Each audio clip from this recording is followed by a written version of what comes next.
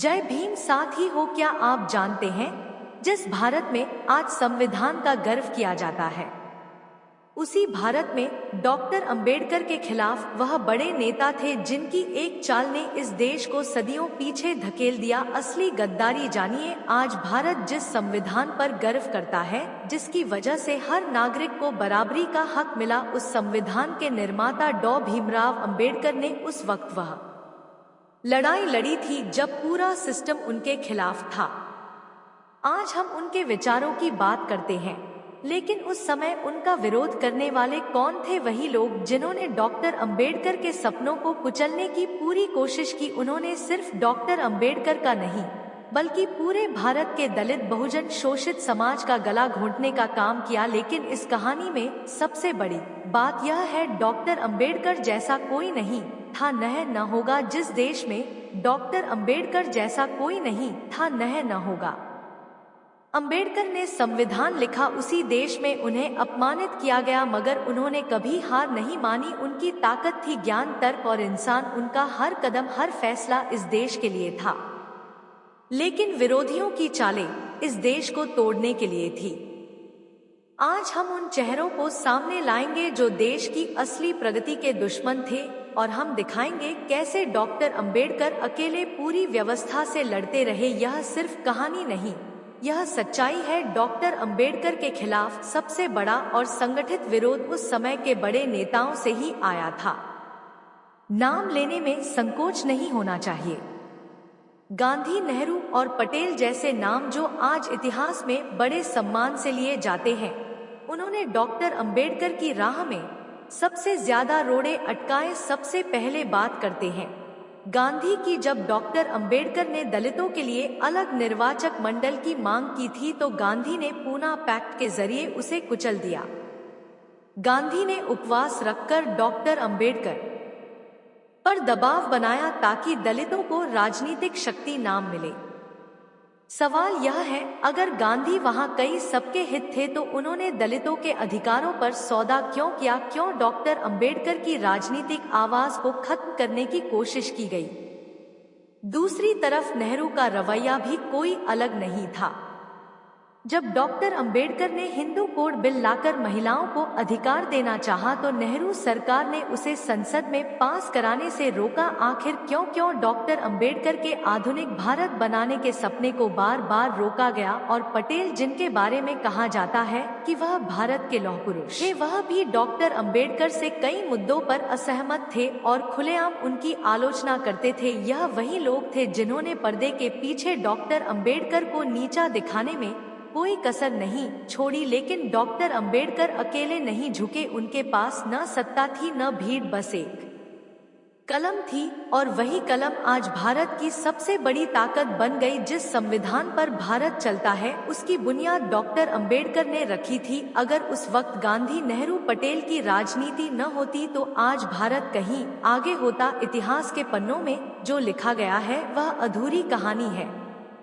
असली कहानी यह है कि डॉक्टर अंबेडकर ने देश के लिए वह कुर्बानी दी जिसकी कल्पना भी कोई नहीं कर सकता। डॉक्टर अंबेडकर की असली ताकत उनकी शिक्षा थी। जिस समय भारत के करोड़ों लोग शिक्षा से वंचित थे, डॉक्टर अंबेडकर ने अमेरिका और लंदन से डिग्रियां ली। यही बात उस दौर के ब्राह्मणवादी नेताओं को खटकती थी। वे जानते थे कि अगर डॉक्टर अंबेडकर का विचार आगे बढ़ा तो वर्ण व्यवस्था खत्म हो जाएगी।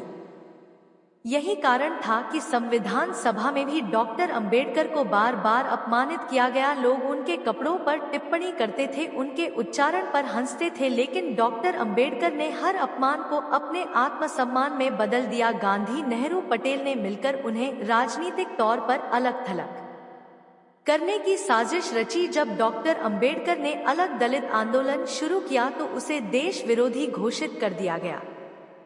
सवाल यह है, जो आदमी दलितों को बराबरी दिलाना चाहता था, उसे देश विरोधी क्यों कहा गया? असल में वह ब्राह्मणवादी ताकत नहीं थी जो चाहती थी कि भारत हमेशा जातिवाद में डूबा रहे ताकि कुछ खास जातियों का वर्चस्व बना रहे। डॉक्टर अंबेडकर का विरोध व्यक्तिगत नहीं था, वह पूरी था के खिलाफ थे। उन्होंने हिंदू धर्म की कुरीतियों पर हमला किया, इसलिए उन्हें हिंदू विरोधी कहा गया। लेकिन क्या सच्चाई को सामने लाना गुनाह है? डॉक्टर अंबेडकर ने हमेशा कहा, मैं उस धर्म को नहीं मान सकता जो इंसानों में भेदभाव करे।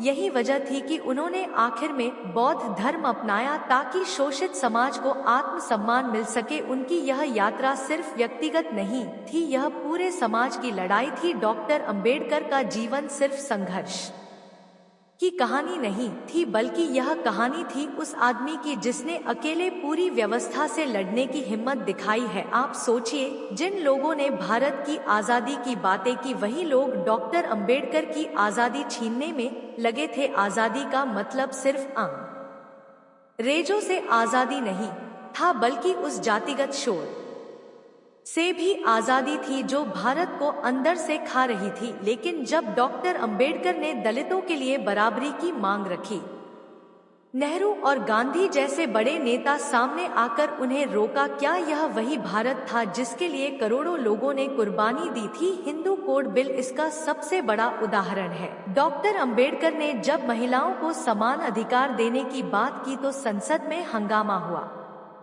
वही नेता जो आज समाज सुधारक कहे जाते हैं, उन्होंने महिलाओं के अधिकारों का विरोध किया। डॉक्टर अंबेडकर ने बार बार कहा, अगर भारत को आगे बढ़ाना है तो जातिवाद और लैंगिक भेदभाव खत्म करना होगा। लेकिन सत्ता के लालची नेताओं ने सिर्फ अपनी कुर्सी बचाने के लिए इस बिल को पास नहीं होने दिया। आखिरकार थक हार कर डॉक्टर अंबेडकर को कानून मंत्री के पद से इस्तीफा देना पड़ा। सोचिए, जिसने संविधान दिया उसे ही अपनी कुर्सी छोड़नी पड़ी। यह सिर्फ राजनीतिक धोखा नहीं था, यह इस देश की आत्मा के साथ धोखा था।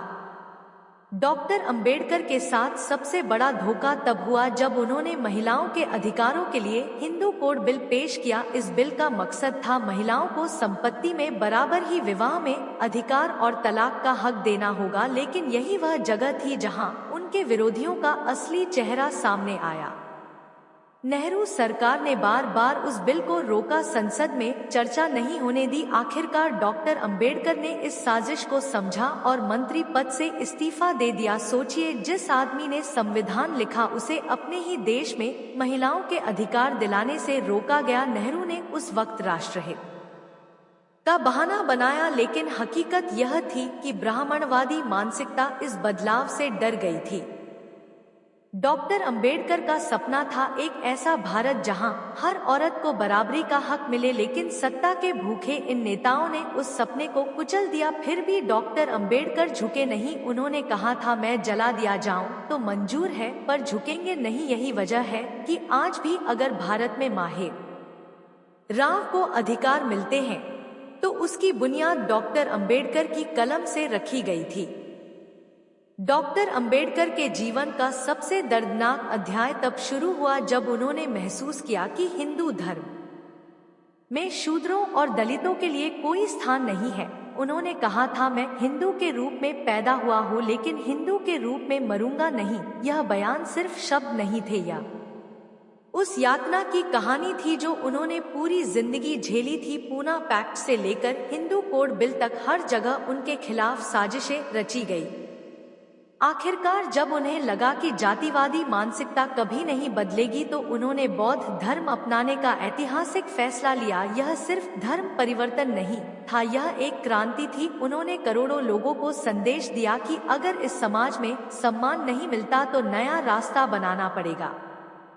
इन विरोधियों ने इसे भी तोड़ मरोड़ कर देशद्रोह बताया। असल में देशद्रोही वो थे जिन्होंने देश को जातिवाद के जहर में डुबो दिया। डॉक्टर अंबेडकर का बौद्ध धर्म अपनाना उनकी सबसे बड़ी जीत थी, क्योंकि उन्होंने भाई और गुलामी की जंजीरों को तोड़ा था। आज हम जो बराबरी की सांस लेते हैं वो डॉक्टर अंबेडकर की इसी बगावत की वजह से मुमकिन हो पाया है।